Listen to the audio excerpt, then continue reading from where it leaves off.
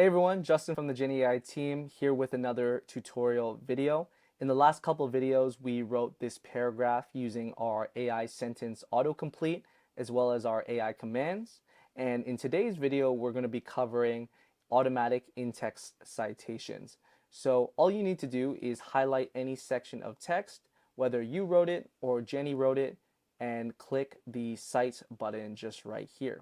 So that will open our citation manager where you can view relevant sources from our database of over 250 million research articles. You can filter by published date year. You can filter by relevancy or most recent. And within our Discover tab, you can find those research articles from our online database. But in our library tab, you can actually also find relevant articles that you have uploaded into your Jenni library as well. So we'll cover that in another video. So for now, we will find some relevant research articles. And with a click of a button, I can actually view it in a new tab just like that and review and confirm the relevancy to the topic that I'm writing about.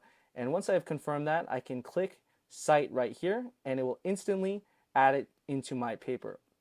And once I have added an in-text citation into my paper, you can see that I have a few right here already.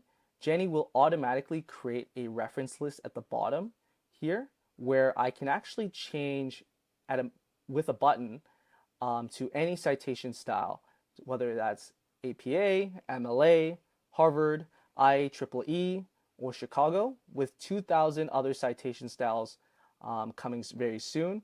And if I click a different citation style, all of the references will automatically adjust with the formatting for the in-text citations also automatically adjusting as well.